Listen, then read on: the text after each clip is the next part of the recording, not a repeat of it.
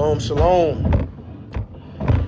Man, 106,000 black women lost their job in the month of April, according to statistics.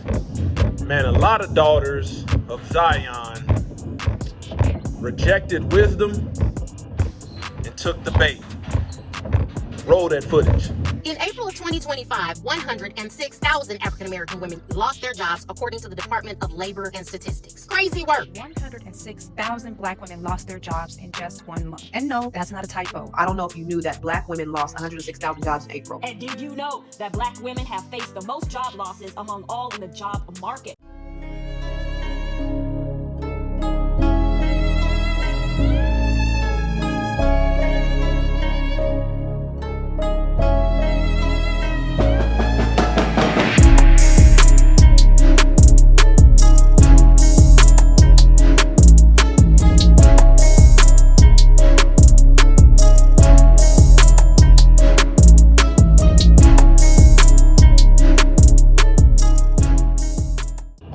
To the Most High Yah, Shalom. Thank you for tuning in to another Righteous Crippled episode.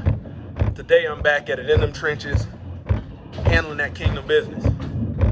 You know, man, I opened up my internet browser, this email, sending out some business emails, for our family business. And, man, I saw 2 or 3 of these videos popped up on my thread. And I said, man. And then when I clicked one of them, the recommended list was a plethora of women talking about this. And this is right on time, man, because, Brother Boaz at the Covenant Homestead has been talking about, these women living in vans. Shepherd Dow was just talking about people living in storage units. And I've seen some of this stuff recently. I've even talked about it briefly on my channel, where you have women living in vans with their children, trying to make it seem glamorous. Trying to make living in a storage unit where if they were to change the policies on you, they could evict you up out of there. You and your stuff, trying to make this stuff glamorous. Man, there's YouTube channels out there where women are showing you where they're having breakdown problems. They're driving these vans around, whether they're in a storage unit and, their power's getting cut, all kind of. I said, man, you can't make this stuff up. So 106,000 black women losing their job. This is not something that just happened overnight. Man, this is the snowball effect, of what I'm going to talk about today. This is Closer to Yah Ministries. So I'm going to make sure I give you that word.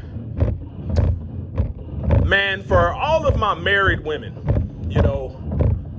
man, I'm sympathetic and empathetic towards you, as a black woman, if you lost your job, but man, as a married woman, if you have a good man, that's working, losing your job as a married woman is a blow, but it's not a hard blow because you've got structure, you've got a framework, okay? Man, on this channel, I talk about how biblically being a provider is the responsibility and biblical role of a man.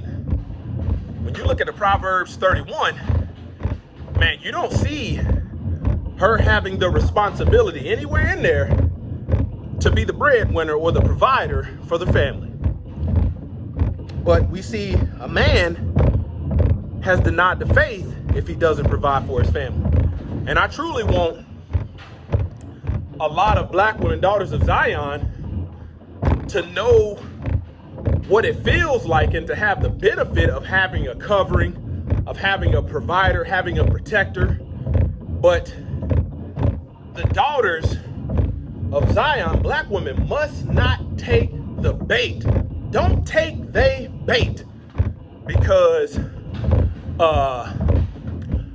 man, if you was part of that when we think across the United States, man, there's like 21.5 million black women, okay? And we're talking about in the month of April alone, 106,000 were laid off, lost their job. 70% of the workforce, of total black women is 70%. 70% of black women work outside the home. And man, if you are a single woman, potentially having some children, you are the sole provider, man, your world just pretty much fell to pieces with these layoffs. And it's crazy because these people know what they're doing. They're collecting the statistics, putting it out there, recording all of this. Man, for single women, man, I hope you don't reject wisdom, and choose to rebel against the structure that the Most High Yah had in place so you are covered. Man, I need you to listen to what I'm gonna say today, and I'm gonna show you how you took the bait. If you haven't, as a daughter of Zion, as a black woman, went and listened to the Willie Lynch letter, go listen to that. It's on YouTube. And that'll show you the discord that was sown into your mind to break you down, to make you hate black men. Man, you have black men out there that are proud to be married to a black woman and fulfilling our biblical roles, to them with great honor, great pleasure. Me being one of them, man, the men that I know that talk about this stuff are all married men, typically married to black women. And I tell you, man, I recognize and I see the rejection of wisdom. And when you don't see it, man, you're gonna fall flat on your face. Fall flat on your face. Man, 1 Corinthians chapter 11, verse 11. Nevertheless, woman is not independent of man, nor is man independent of woman. You had Neo, Miss Independent. That was a woman's anthem, black woman's anthem. Took the bait on that. You had Webby, INDEPENDE, took the bait on that. You got Pussycat Dolls, got a song, I don't need no man. They had a song, took the bait on that. Man, you got the Beyoncés, the Cardi B's, the Megans, the Summer Walkers, all selling you this nonsense, some of which are married, actually got a covering, but yet, whatever they put out, you still take the bait. Still take the bait. When we look statistically, man, when it comes to having some of the worst statistics, man, I'm talking about it. I know women don't like it, black women specifically, because some of you have rejected wisdom, feel like you are above correction. But hey, be my guest to have it your way and see how this world treats you. Man, those clips that I played showing black women talking about it, I thought they were going to be addressing something weighty. But you know what they were doing? You know, they were, and they're addressing this issue, they were continuing to sell a false hope. Telling women that, hey, you ain't got to follow the will of the Most High Yah. You don't need that. You can do it by yourself. And that's what got you in this boat. That's what got you in this boat. Nevertheless, woman is not independent of man, nor is man independent of woman. Man, let me ask you something. How many men, black men, do you know, they say, I'm an independent man. I don't need no woman. How many, you know, I don't need no woman. You have to understand, man, as black men, man, we know we need black women. We know we need women. See, the difference is black men don't need the wrong black woman. We don't need the wrong one. You know, from the minute they put that bait out there and you took it, you didn't realize you was walking into a trap, a snare. Bait is meant to trap something. Man, I live a rural lifestyle, and I put all kind of bait out to catch possums, raccoon, you know, rodents, coyotes. I know for a fact, you know, because these rodents tear up stuff on the homestead. So I have to trap them, and I use bait. The daughters have taken the bait. We've had far too many of our women that really weren't independent raise their hand and claim an independent title, like a badge of honor in our community. It's sad, man. You know, as a father of 4, 2 sons, 2 daughters, man, talks like this is normal discussions at my dinner table. I tell my sons, hey, man, you want a woman that's for the team. You want a woman that is gonna righteously fulfill her biblical role, not give you all this mouth and expect the world and the sky from you. I tell my daughters, hey, you better make sure you righteously submit yourself to a man, because it's if you're gonna go that way, that liberal way, it's gonna be rough for you. So I'm raising righteous Yah-fearing sons, young black boys, raising set-apart daughters of Zion that a man would be pleased to have. So, how did the daughters take the bait? Urbanization. Rural environment to an urban environment. Black people surrendered a lot of their land. When they went to the city, since you weren't occupied as a woman with the duties of a rural lifestyle, what was waiting on you in them cities? Job opportunities, education, career, equal rights. You know, urbanization led to the growth of the middle class, but also expanded the gap between the wealthy and the lower classes. Statistically, blacks got lower. The assets that we did own prior to urbanization went down tremendously after urbanization. What is urbanization? Urbanization is the process by which a place becomes more like a city, often involving a growth in population and the transformation of land for residential, commercial, and industrial uses. It essentially refers to the increase of people and activities concentrated in urban areas.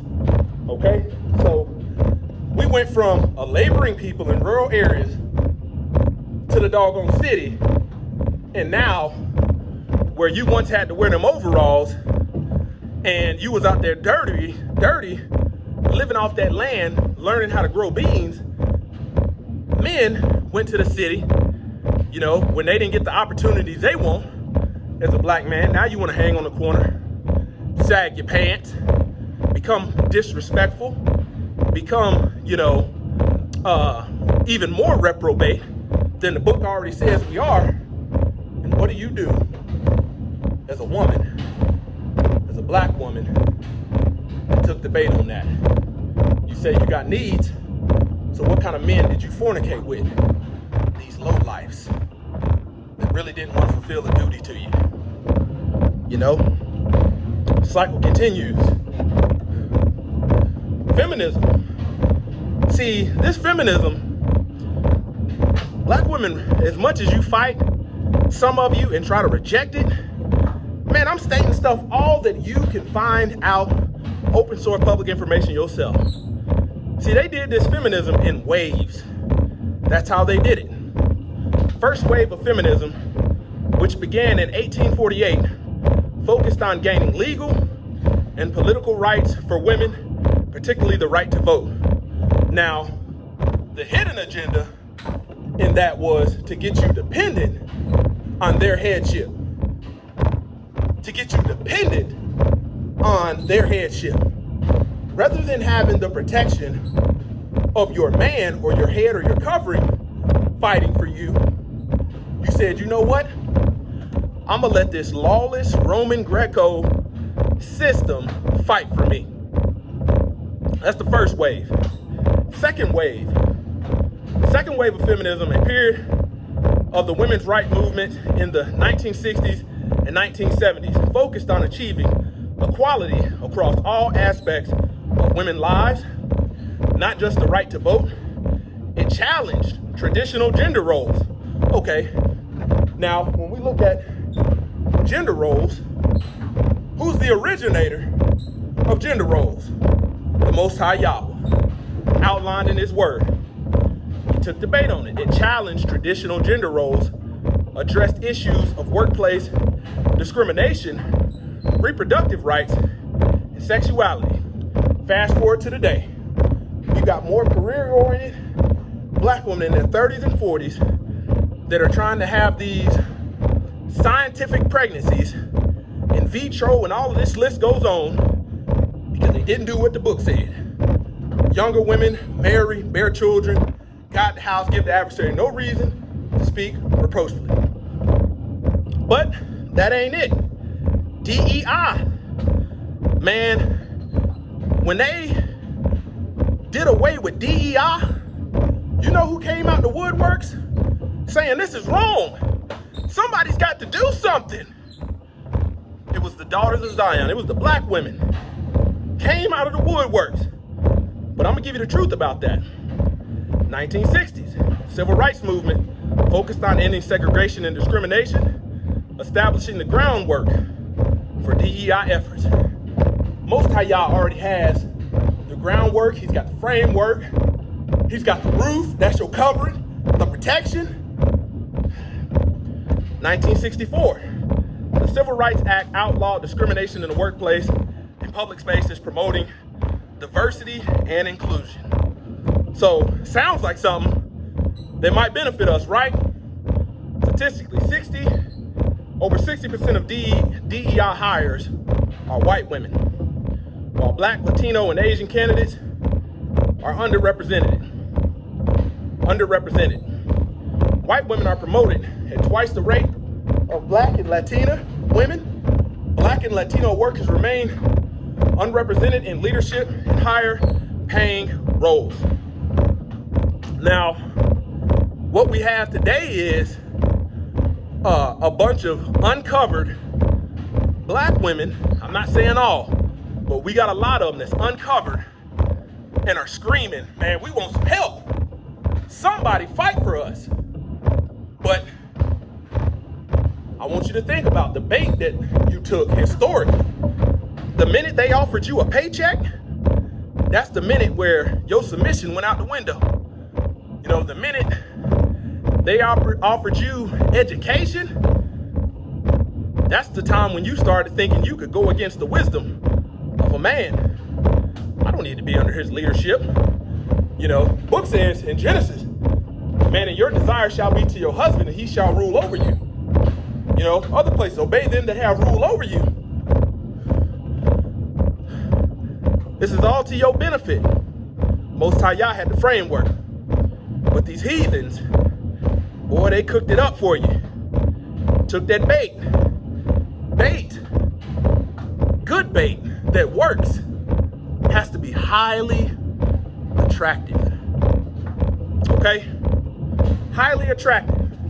So let's see how, you know, you got some women out there, some black women, man, and I'm glad you are covered, because you could be feeding into this homeless epidemic. You could be trying, you know, if you weren't covered, you could be feeding into this homeless epidemic, trying to live in vans and storage units, and, you know, man, I want the daughters of Zion, black women, to go look up the man in the house rule. This is policies that was established by these heathens to move you out of prosperity.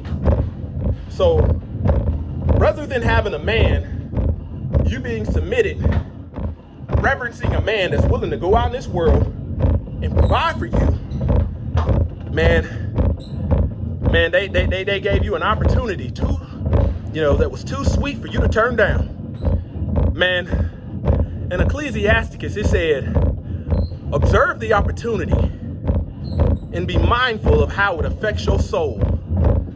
So you went from a man that knew how to grow his own food, historically, was an agricultural people. That's why they used us for an agricultural type way, okay? Knew how to raise livestock, knew how to build, for this opportunity, different structure, different headship, different authority. And now, once you sign that line, they didn't disclose all the details to you. And now you thinking, oh, I'm about to just, you know, I'm about to live my best life, but that ain't the reality. Because this man in the house rule was something that they established. The man in the house rule was a welfare policy in the 1960s that disqualified families receiving assistance if they had an adult male living with a mother and children. It was a way to ensure only women with children who were expected to be dependent received benefits. They wanted you dependent on their system.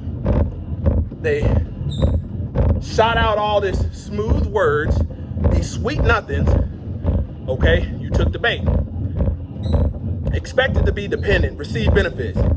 This rule was enforced through invasive inspections and was seen as a way to control welfare dependency and enforce moral standards. What kind of moral standards? Not righteous moral standards, the lawless standards of the Roman Greco culture. You know, you took this bait. Man, my mama had a doggone boyfriend. You know, when I was in high school, she used to be like, you got to pack your stuff up because they coming to do an inspection. Man, this is when I'm 16, 17. Man in the house rule. He would pack his stuff up, his shoes. They would walk through the apartment. This was Section 8. They would walk through the apartment and look for the presence of a man. Look for a work shirt. You know, look for beer in the refrigerator. This is the kind of stuff that they look for. Hair clippers in the bathroom. All the stuff that will be a sign that there's a man in this house. And if they caught you up in that, man, I'll tell you, man, it seemed like where we live, man, these caseworkers did their inspections at the same time. All the women would be stressed out at the same time because they little men, boyfriend side, whatever you want to call it, had to get up out of there. And they didn't tell you what day they were coming. They gave you, hey, we're going to be out there next week. So my mom's boyfriend used to go home back with his parents, over 30 years old, and living this dog on my eyes. Like, man, I look at that now and I said, what? Wait a minute. But when you think about this, that kind of man is the kind of black man that has and is perfectly fine with you being the breadwinner, him laying up, dicking you down, putting these babies up in you, him not marrying you, want to fulfill a duty. That just adds on to the stress. If you was one of them 106,000 black women that lost their job, you know, I'll tell you again, man, you can be bougie, you can be picky, but reality will humble you. The Most High Yah had it to where he wanted his daughters covered. And if you've been running from a covering and what you have to do to maintain, to acquire, to be pleasing to a covering, man, I hope now more so than ever. You gotta think, man, there was a wave of female truck drivers. You can look on YouTube. You've got the trucking guru scamming black females as a black female.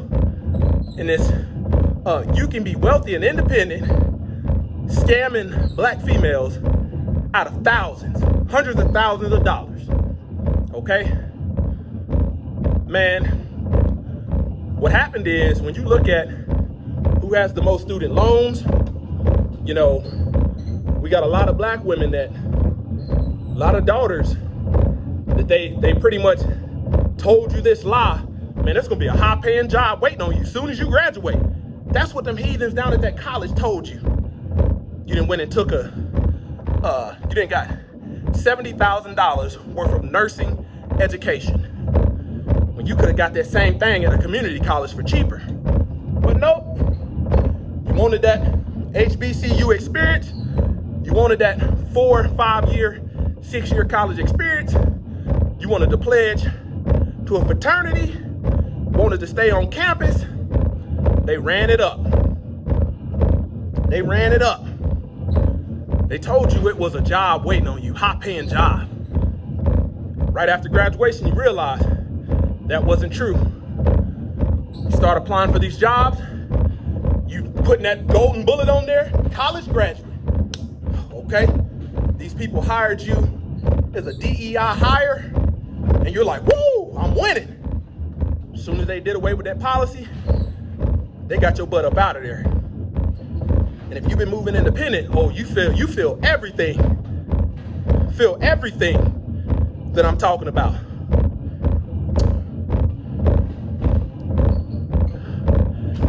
You getting these jobs that's not paying you what you want. So what do? You know, you've got people selling you these trucking fantasies. Man, become a millionaire, you know, owner operator. You got black women half naked in trucks wearing the attire of a harlot trying to sell this dream. Then you have a flood of black women that's got nursing degrees, that's got law enforcement degrees, you know, all liberal arts degrees, flooding the trucking world, only to find out it ain't what you think it is. It's rough. Man, I tell you, man, rather than take their bait, it'd be better if you built something with some of these men. You gotta think, man, plenty of black men out here working and willing. But guess what? He ain't 6'5". His digging stick ain't 9-10 inches. You know, he don't make 300,000. But guess what? Man, as a man, for me to get into the kingdom, all I gotta do is live righteous, take care of my family so I'm not denying the faith.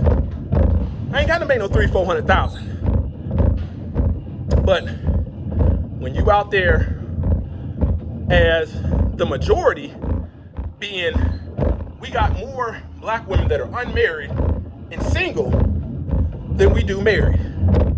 Okay, so when y'all out there, that whole population of single, unmarried black women, all wanting the 1% man, 106,000 women get fired.